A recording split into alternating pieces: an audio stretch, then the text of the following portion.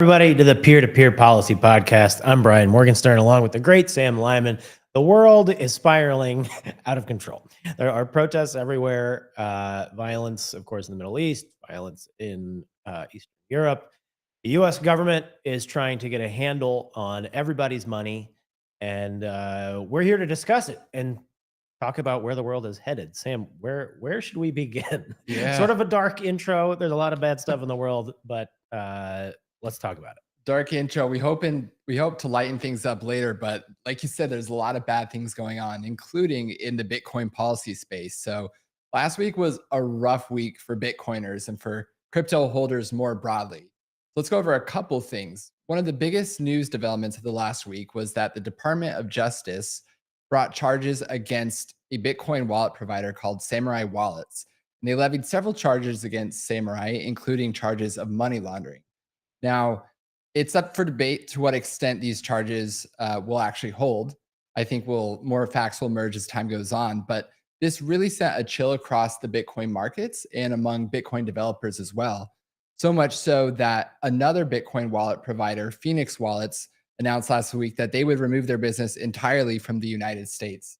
Now, add to that, at the same time, or a couple days after the Department of Justice brought these charges against Samurai Wallets, the FBI sent out a public service announcement that more or less warned American users against using self-custody wallets like Trezor and Ledger and MetaMask and Jupiter. I mean, for those who are somewhat familiar with the crypto space, almost everyone has a Trezor wallet or a Ledger wallet. Like, you just need these wallets to be able to store your cryptocurrency.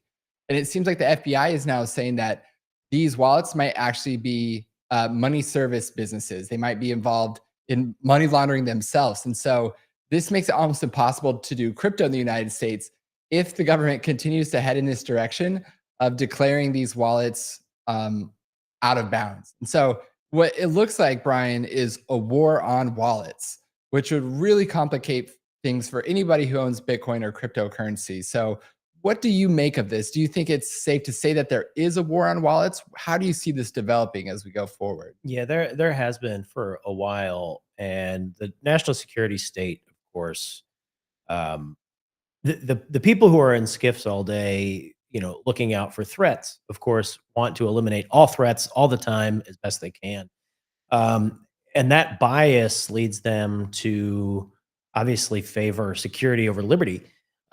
Here, it's an interesting proposition because a self-hosted wallet means you're holding your own Bitcoin. Uh, we talked about it last week. Like, your leather wallet in your pocket is holding your cash. This is sort of the electronic equivalent of it. Now, um, the Department of Justice, I think, in some court filings here, has actually made themselves look a little bit foolish with their argument that a self-hosted wallet, where the company that created the wallet has no control over the contents of the wallet, like, it is yours as an individual, and yet they're trying to classify it as a money transmitter business.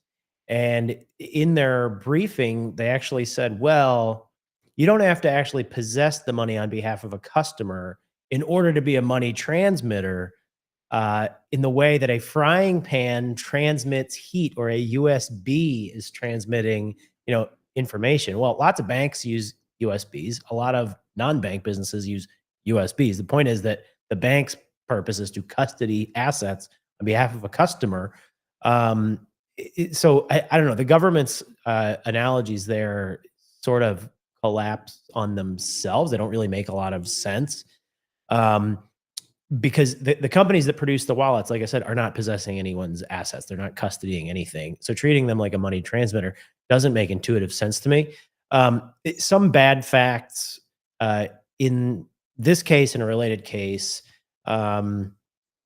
So Samurai Wallets, included in the court papers, were some tweets where they were following the invasion of Ukraine, tongue in cheek or not, appeared to be inviting sanctioned oligarchs to have their assets in a Samurai wallet in order to avoid sanctions. Not a good look. A related case is called Tornado Cash. that involves a mixer where people can put their assets into Tornado Cash, withdraw them at different times, and sort of the origin of the funds are generally concealed. That case, unlike a digital wallet, like in Samurai wallets, Tornado Cash was the open source software that permits mixing. And the problem there was the government, at least believes, it seems to be have alleged and presumably can prove that it was $400 to $500 million for the Lazarus Group, a notorious ransomware group in North Korea, had been using Tornado Cash, and so the government's coming after that tool as well. I think the important debate here, number one, is what is the future of self custody? Are you going to be able to self custody your assets? We saw a bunch of mid-sized banks collapsing last year. We saw the too big to fail calamity of 2008. I think there's a lot of good faith Americans that just want to hang on to their own assets and not have to trust somebody else. But here the government is saying, no, no, no, you should only have your assets at, for example, a large institution like Coinbase, or nothing wrong with Coinbase, but like they KYC, they have know your customer rules. So they know, they can track the money moving around. They proudly, announce that they work with law enforcement to try to root out money laundering. So now what you have the FBI and the Department of Justice saying is that's your only option.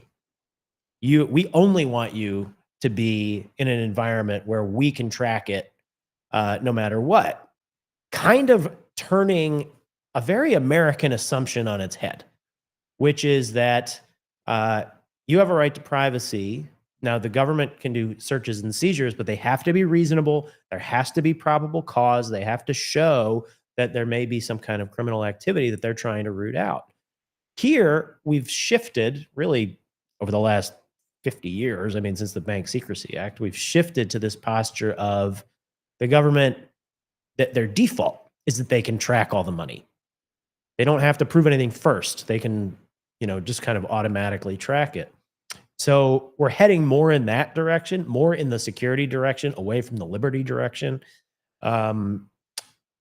Notwithstanding the sort of bad facts that exist in these cases, I think it's a very live legal question as to whether the government can come after you, basically sanction your product, basically kick your product out of a market when it's effectively software, if some bad people use it badly. Well, I think that's a dangerous path to go down. If you're just going to start blaming products every time some bad person abuses it and then say, well, nobody can use that product, that's not really a free society anymore. So these cases are really complicated, but I think the government is, in typical fashion, going too far in the direction of a power grab and too far in the direction of, well, one illicit dollar is too many. And by doing so, they're stifling innovation. They're kicking it out of the United States. People will go operate elsewhere if the US government is just going to make life more and more difficult. So a lot of nuances. It's a complex topic, but hopefully I've touched on it at least at a surface level where, people can understand it and understand what's going on.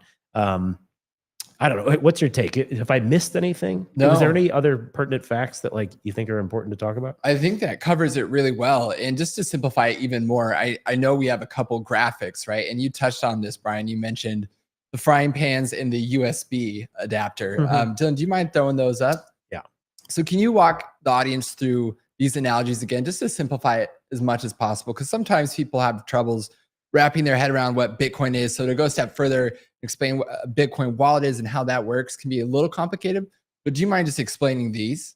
Sure. So, like I said, a digital wallet is a device, and that where you can hold your Bitcoin autonomously. The government is saying that just because the company that created the device isn't holding your assets, but really you're controlling the assets in the device itself. The company who made it doesn't have any control over that. Again, think about the company Coach who maybe made your leather wallet. they don't control what you put in your wallet. But what the government is saying is, and Dylan, if we could put the frying pan and we can kind of cycle through these, the frying pan transmits heat, right, from the heat source to your food that you're cooking. And the government is saying that the frying pan is analogous to a money transmitter because the pan transmits heat. Or the next picture, Dylan, yeah, a USB cord. A USB cord is transmitting data from one place to another, or electrical impulses from one place to another. And there you have a Ledger wallet. Kind of looks like a USB drive. And so what the government is trending towards is they're saying that Ledger wallet is the same thing as a frying pan or a USB cord. The problem with that argument is that frying pans and USB cords aren't money transmitters either, right? Like none of them are money transmitters. That should be evident to anybody with, I don't know, eyes and a functioning brain. But the government is grasping at straws because they want to get at the illicit activity. And so they're making tortured readings of statutes and regulations that existed, mostly before Bitcoin and the cryptocurrency industry started to take off. And they're trying to just kind of fit a square peg into a round hole. I don't think it makes a lot of sense, particularly because we don't have statutory authority on this. The only thing we do have is guidance from FinCEN. That's a part of the Treasury Department called the Financial Crimes Enforcement Network. FinCEN issued guidance to try to make heads or tails of all of this. They've issued several pieces of guidance starting in 2013, and there have been several pieces up to today. And they said that if you create an unhosted wallet product, people buy the product, they take it, they go on their way, and they can store their Bitcoin or they do what they want. But the creator of the product is no longer controlling that product. FinCEN, I think rightly, said that, of course, is not a money transmitter business. Just like the creator of your leather wallet doesn't control what you put in that wallet, neither does the creator of a Bitcoin wallet. So, FinCEN put out that guidance. What appears to be happening is the Department of Justice is ignoring that and making new law by indictment. We hear about the SEC engaging in regulation by enforcement. Here, it appears as though the Department of Justice is engaging in regulation by criminal indictment, which is unconstitutional in the United States. We have due process rights. You have a right to clear notice of what your legal obligations are before the government starts prosecuting people. So I actually do think there's an interesting constitutional argument there. I'm not sure how it will play out, but this seems like an overreach. This is not an endorsement of any criminal activity. Obviously, with Tornado Cash, the Lazarus Group, I am rooting for the authorities to stop the Lazarus Group. I just also don't want them to stifle innovation in the United States. And here with the Samurai Wallet, I don't think the creators did themselves a lot of favors when they were, like I said, whether it's tongue in cheek or whether it was serious, sort of inviting sanctioned individuals to use their product. There's an argument that that was a unilateral offer, to kind of engage in this business or engage in a conspiracy or something. It seems to be what the government's going for.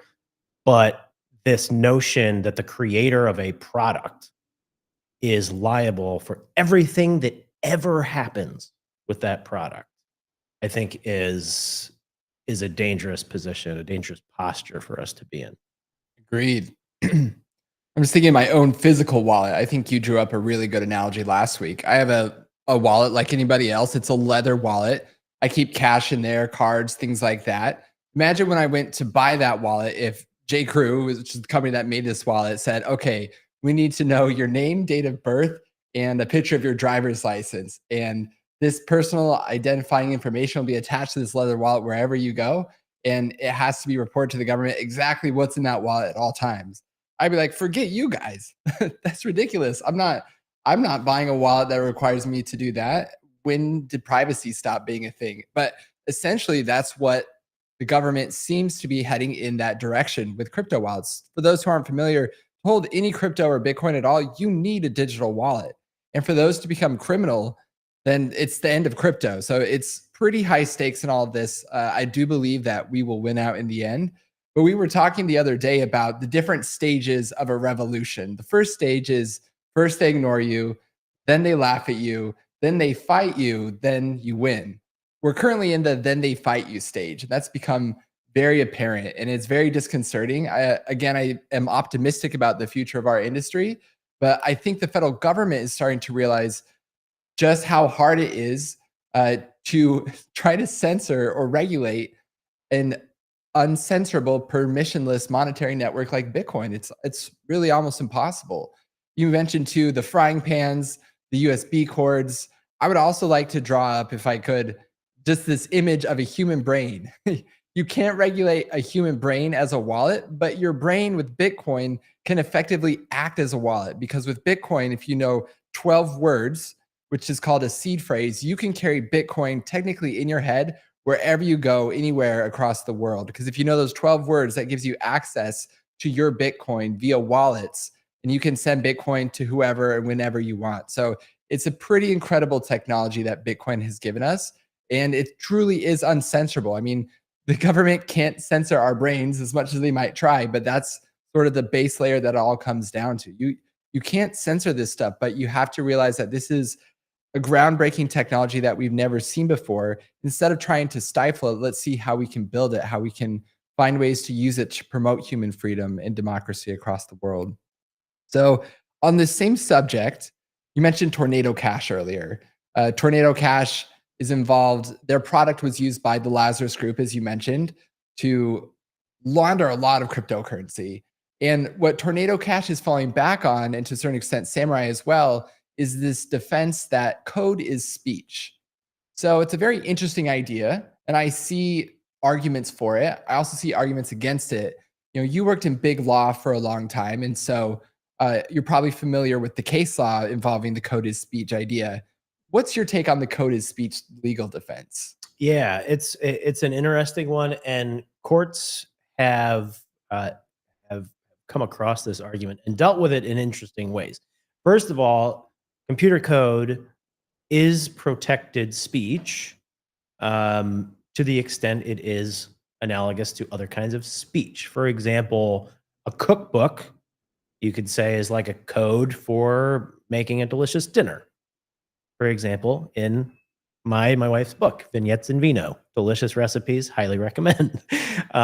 That so it or like a user manual or instruction manual for using a product that can qualify as protected speech.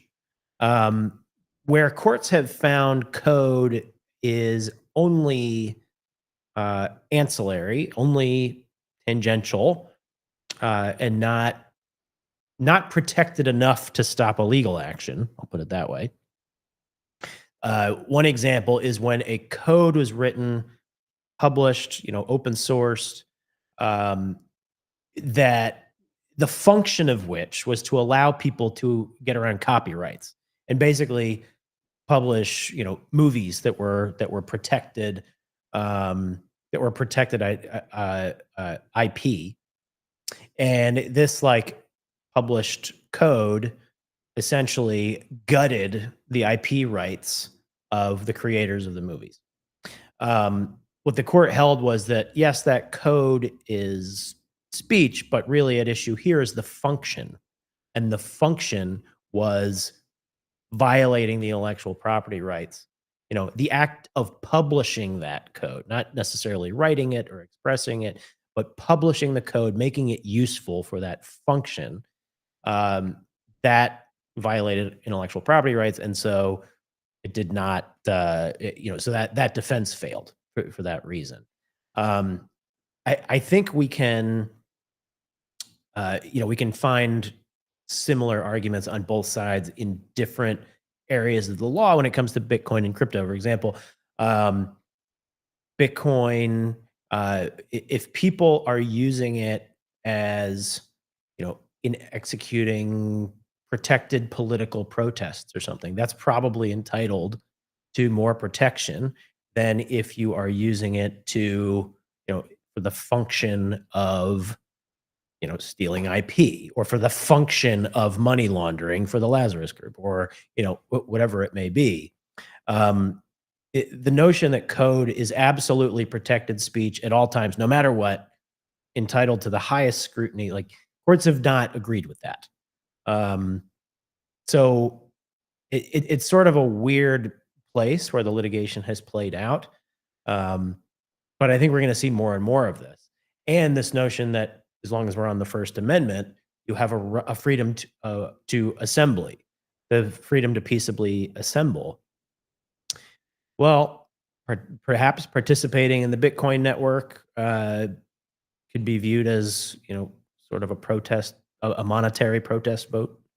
Um, to the extent people are, doing Bitcoin meetups, creating kind of their own ecosystem, which we see a lot. You may get into the territory of freedom of assembly as well as freedom of speech.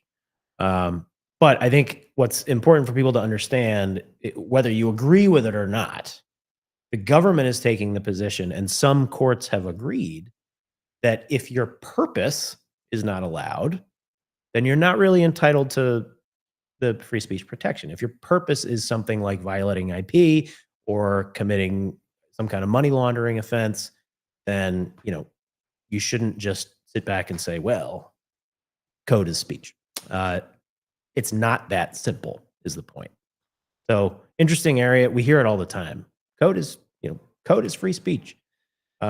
Great notion. And I think broadly people can get behind that. Uh, but it's not a free for all. It's not like, there are limits to speech, and we'll get into some of those limits with our discussion of ongoing protests right now. But I'll stop there. I'll take off my professor hat. I think I've beaten this dead horse probably to death. I think this course or podcast should be available for CLE credit. It's a good instruction in the basics of the law. So what's interesting about everything that's happening right now is that it seems like the natural endpoint of the government's logic here is that any Bitcoin wallet that doesn't have KYC or know your customer attached to it will be made illegal. So put another way, every crypto wallet that exists has to have some kind of personal identifier attached to it. That seems to be what Elizabeth Warren and people like her would like. She was one of the first to go after unhosted wallets. So this is problematic for privacy, of course, but it also puts people in danger in other countries, especially human rights activists. Can you go into that a little bit more? Yeah. I think privacy rights are underrated. Maybe that's a weird sentence to say, but truly they are. And there is some content from some of our friends in the Bitcoin community in response to the Samurai Wallet case that pointed out most of the world doesn't live in a liberal democracy. Most of the world doesn't have a healthy relationship with its government. Um, Most of the world, where, we've known for centuries that power corrupts and absolute power corrupts absolutely. And when you don't have a constitution like the United States, oftentimes citizens have perfectly legitimate reasons for maintaining their privacy from their government. We spoke about the Open Dialogue Foundation and how they use Bitcoin to raise donations, and they've helped, for example, refugees in Ukraine. They've helped organizations who have faced really unjust crackdowns from their government because the government doesn't like what they're saying. Political dissidents and others who are not, shouldn't be criminalized or anything like that. They wouldn't be in the United States, but other governments don't have laws like ours. And the UK doesn't have a First Amendment. So there are perfectly legitimate reasons for billions of people around the world to want to maintain their privacy from their government. Um, During the coronavirus pandemic, we saw things like the Canadian truckers when they disagreed with vaccine mandates, and I mean, say what you will. If you're a truck driver in a truck by yourself, and by the way, the vaccines did not prevent transmission of the virus. Why is the government forcing them to get vaccines. I think it's a legitimate question, obviously, that those truckers wanted to ask. And the response from the Canadian government was to freeze their bank accounts, cut off their fundraising on at GoFundMe. A lot of these folks had their had their assets basically seized, frozen for an extended period of time. That was very harmful to their lives. If they have, for example, an unhosted wallet and they can access their funds, they can sort of protect themselves from government overreach. It Here in the US, what we're seeing a lot is like this assumption that if you want privacy, you're a criminal. Well, our country was founded on the basis that it's supposed to be the other way around. You're entitled to privacy until you're not. And the government can only do searches and seizures when they're reasonable. But we've gone in this direction of like the assumption is if you want privacy, it must be for crime. Um, it's really, really a dangerous place to be. And I think part of it, there's an attitude here in Washington that like you can't avoid us. Like we have the power and we're entitled to it and you can't avoid it. And we will use every tool at our disposal to make sure that you submit to our authority. I mean, it kind of is like that kind of attitude. Not everybody, of course, but like a lot of folks in Washington sort of view things that way. Think about your tax dollars. Some people think, well, the government's entitled to it. They allow you to keep however much they want you to keep. Whereas sort of the opposite, the liberty mindset is, no, it's mine. I earned it. Government's going to tax some of it. I will pay only the amount which I actually am legally obligated to pay, and that's it. But really, it's mine, and I'm funding the government. All of this, all these common threads kind of weave together. But going back to your original question briefly, and I'll just to sum it up, like around the world, people don't necessarily trust their governments for really good reasons. And we've seen reasons in the last 2 decades, not necessarily to have ultimate trust in financial institutions either. They're not flawless. Sometimes they fail. So if you want to be able to be self-reliant, self-sufficient, you may want to be able to store some assets that you control and that you're the only one who's accountable for them. And the government seems to want to take away that option. Uh, it's it's it's pretty un-American. Again, not condoning illegal activity, but I'm saying there are people with perfectly legitimate reasons who want to be self-reliant, and the government seems to be trying to take away those options for people. So I hope this trend reverses soon. People have to make their voices heard. I guess that's the only way to do it. Right, right. Yeah, we talk often about Bitcoin as money, Bitcoin as a store of value. We seldom talk about Bitcoin as a human rights tool, but that's exactly what it is. You mentioned Ludmila Kozlovska, who runs a human rights organization over in Europe, and the threat that she would come under if her Bitcoin wallet were exposed, for example. I think as well of women in Afghanistan under the Taliban who were just trying to get educated. The Taliban would go after any schools that educated women and try to shut them down. So a lot of women in Afghanistan were funded for their education via Bitcoin. And Bitcoin allows these human rights activists to circumvent capital controls and do things under the nose of their own dictators that they would otherwise be caught. But if the Elizabeth Warrens of the world had their way, there would have to be some kind of personal identifier attached to Bitcoin wallets. And that's extremely problematic for human rights. And so I think we need to speak up more about not only is this a threat to our privacy here in the US, but it's a threat to human rights abroad if these kinds of regulations go forward. So I think we should definitely be wary of that. And you definitely touched on this, Brian, this idea that privacy is a crime. How did that happen? I mean, at what point in time in our country did we reach this mindset where we think that privacy means that you're hiding something by default? And why is it that policymakers want to regulate privacy as if it were a crime? Yeah, great question. I think there's always been this. There's always been the argument that if you're hiding something, it must be for a bad reason. But I thought we sort of put that to bed with the American Revolution. I hoped we did. We have an entire Bill of Rights. We have free speech and assembly, religion, the right to bear arms and protect yourself. We have the right against unreasonable searches and seizures, the right against self-incrimination, the right to remain silent, of course, the famous Miranda rights. I mean, and so many others. This was supposed to be our country is founded on the rights of the individual and preserving those and empowering people more so than the government. It's supposed to be a government of the people, by the people, for the people. So we've trended in a much different direction as technology has become more ubiquitous. Um, and let me start at the end of the logical train, which is something that Congressman Warren Davidson had put some content out. He has a tweet there, Dylan, I think in our collection somewhere. There he is. Yeah.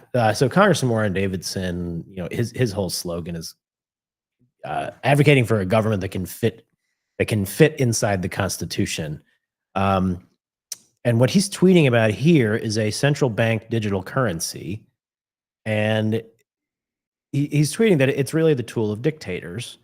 And so let me start with the end of this logical train, and then I'll go back and fill in the middle part. What the administration seems to be aiming for, certainly Senator Warren is a central bank digital currency where citizens have a direct banking relationship with their government.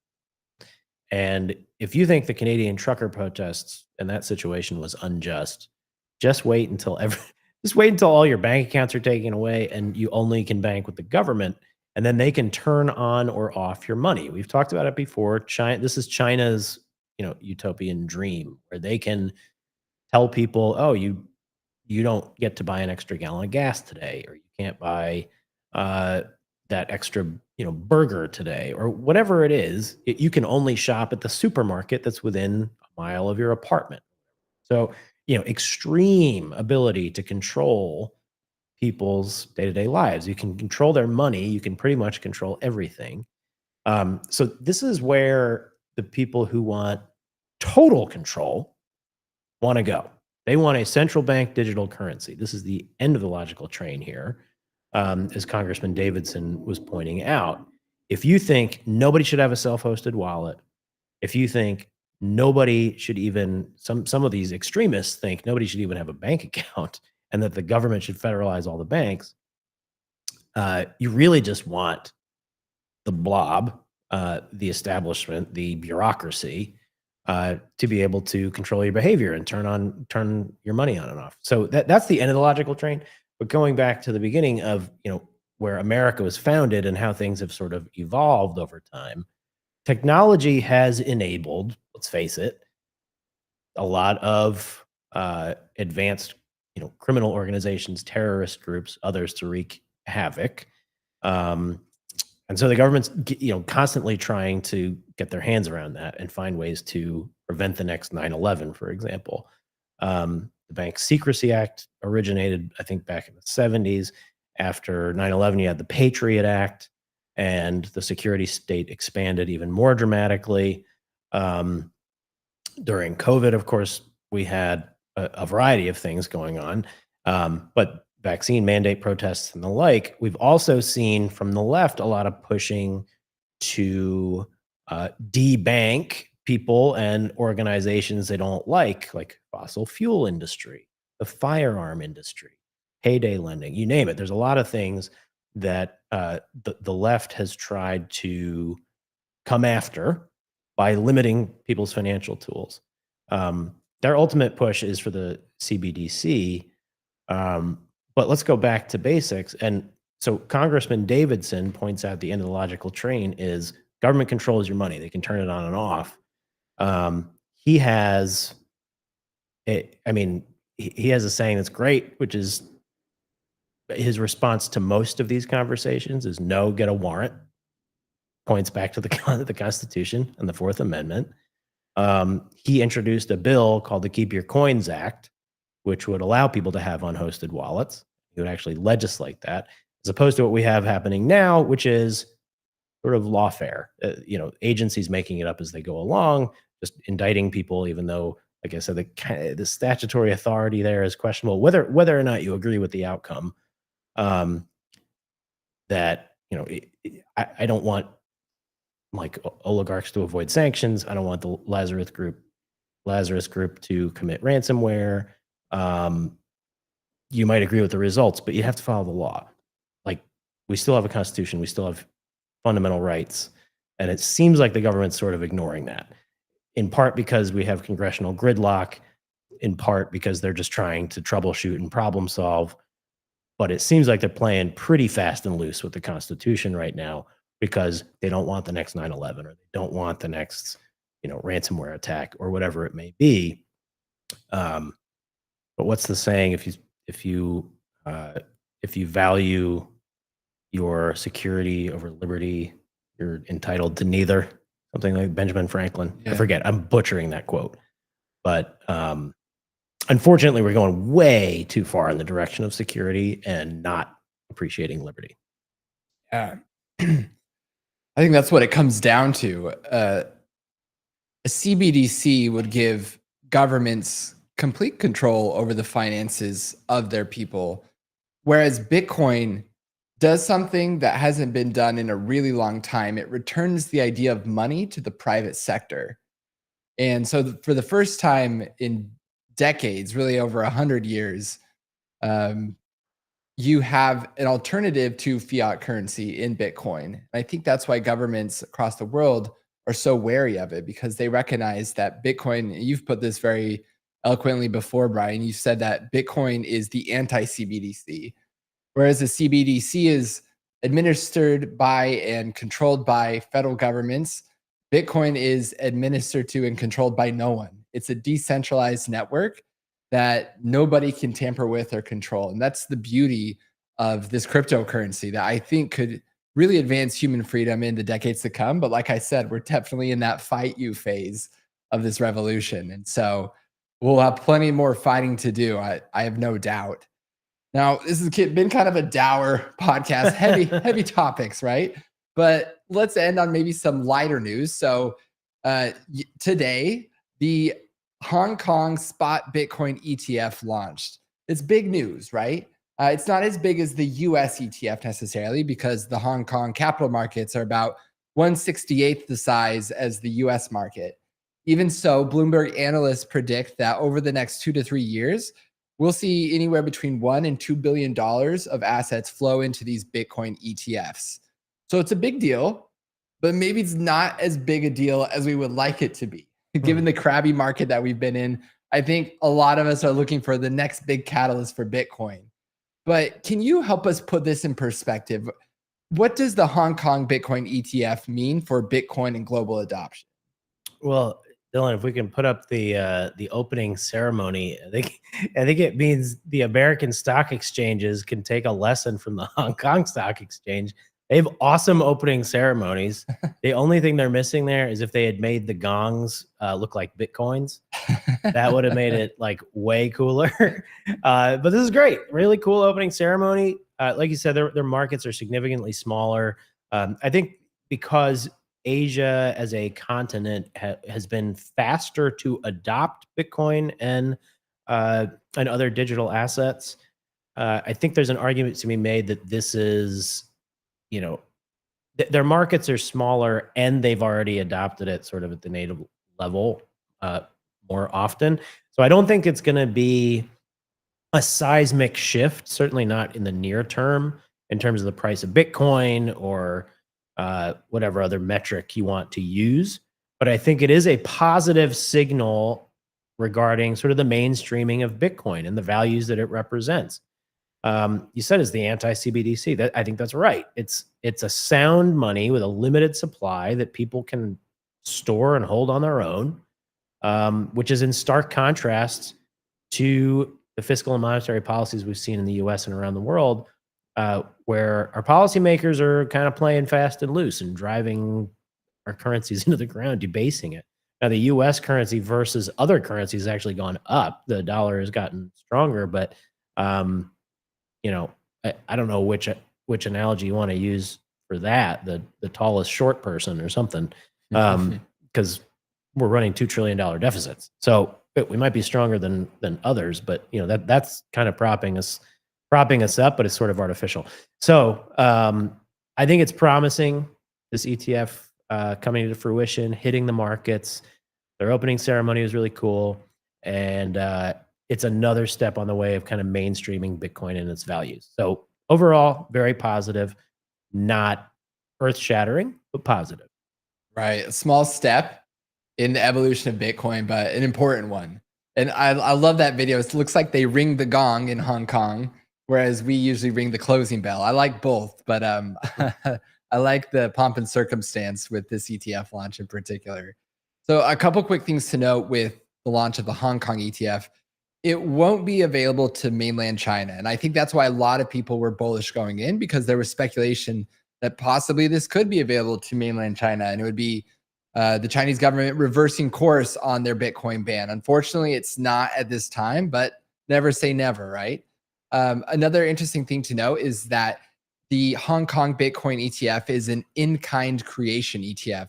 That means you can actually purchase the ETF with Bitcoin itself, whereas you can't do that in the United States. Also interesting to note that a couple of these ETFs don't have any fees for the first several months. And so another positive development of the Hong Kong ETF is I think it just adds one more competitor to the ETF market, which drives the other ETFs to become more competitive themselves. There was sort of a race to the bottom in terms of ETF fees with the US ETFs. And I think that's been really good for Bitcoin adoption here in the States. Now, another interesting thing that could happen is that there's fascinating game theory at play here, where the US has launched its own ETF. Now, Hong Kong has launched an ETF. News is circulating that Australia is looking at launching their own Bitcoin ETF, and Singapore and other markets in the Asia Pacific could follow suit. So you could see this domino effect where in time every country begins to issue their own Bitcoin ETF, which I think is a necessary step in what will drive the next stage of Bitcoin adoption, which I believe will be nation state adoption, giving both people and countries easy access to the Bitcoin market. So again, it's a small market in Hong Kong, nowhere near the size of the US, but at least you have this assurance that the Bitcoin ETF flows will now be 24/7, because when US markets close, you'll have Asian markets opening. And so we'll have this constant flow, ideally, with the Bitcoin ETF. So good news all around. We wanted to end on that lighter news in the Bitcoin sphere. But then we come to my favorite section of all, where we get the Brian Morgenstern monologue, and it's always an entertaining time.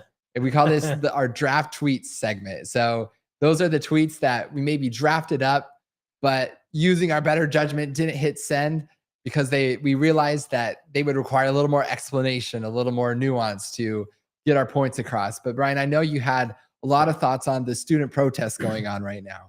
Yeah. Something I didn't really want to get into on Twitter, but we can talk about it. The tale of two universities. The what appear to be very coordinated, very well funded, very violent, and kind of crazy pro Hamas protests going on. My law school alma mater, Columbia, seems to have handled it about as poorly as you possibly can. Why don't we get the video of some of the activities? This was posted by Democratic Congressman Richie Torres, who represents the Bronx and a portion of New York. I'm not sure if he represents Columbia University or not, but if not, it's very close to his district. This is, I believe, Hamilton Hall on the main campus of Columbia.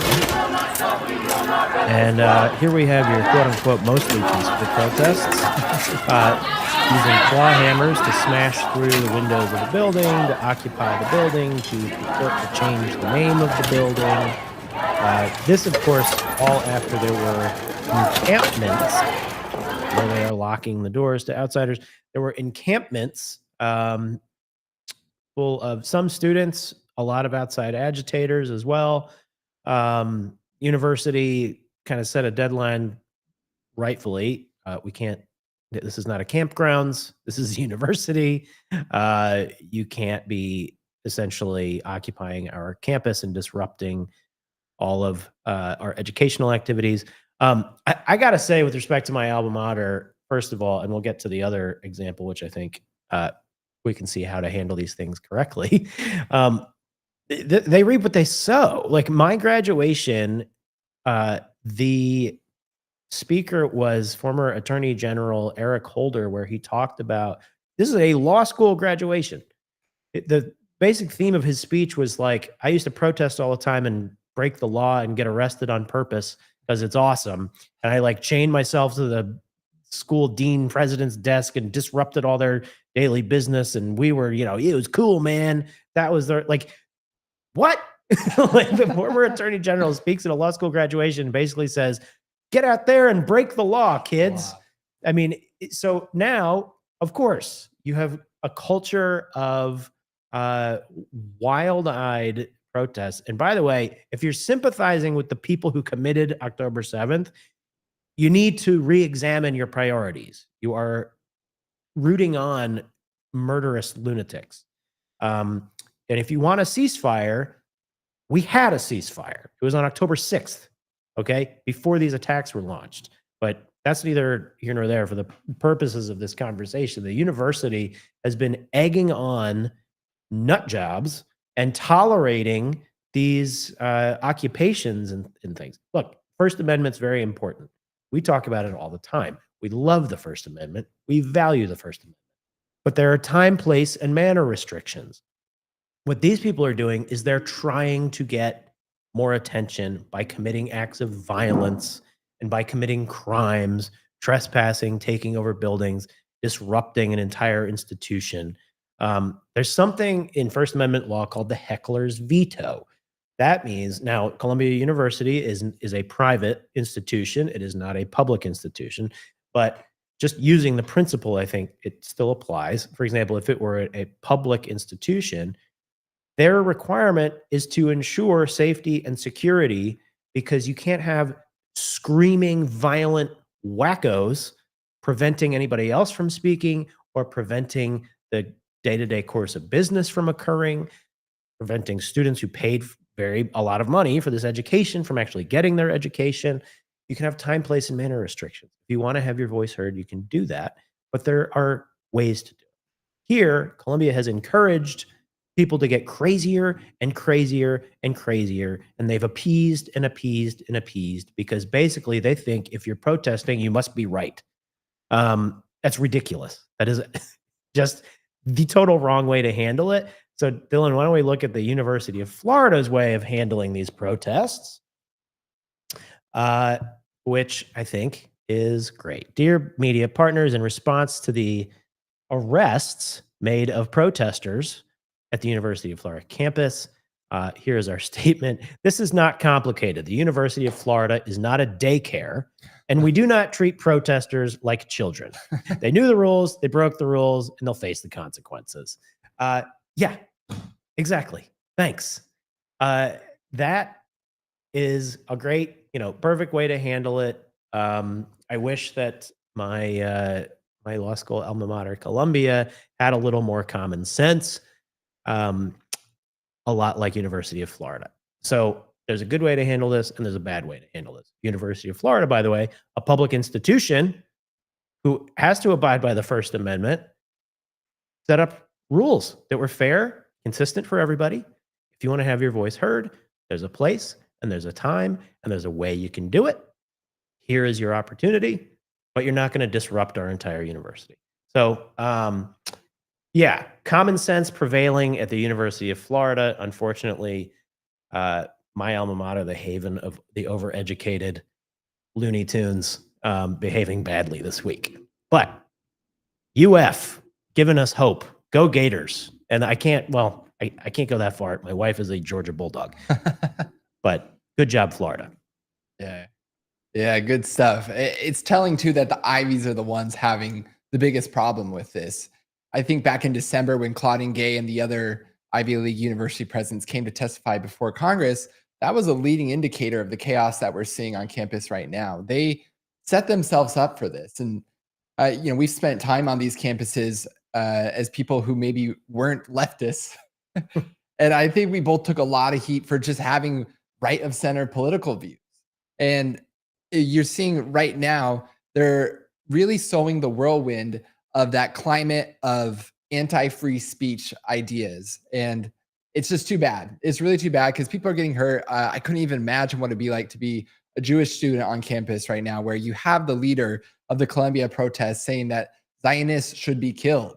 I mean, that is not an environment that is conducive to education or free speech in any way when you're calling for violence like that.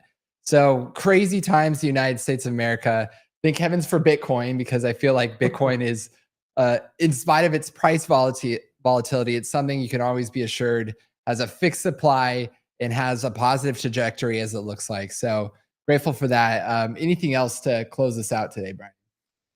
Uh, thank God for Bitcoin. Let's keep fighting the good fight. We've got some legislation coming up. Before silly season of the campaigns really gets into the thick of it. So we'll remain vigilant. We hope you'll continue to join us on this journey. Hit that subscribe button on Rumble. We should have said that earlier in the broadcast, but we'll say it now. If you're still with us, subscribe. Follow us on Twitter at Sam Lyman 33, at Morgan Stern NJ, and at the Peer-to-Peer Policy Podcast. Yeah. So follow along. Thanks for joining us. We'll see you next time.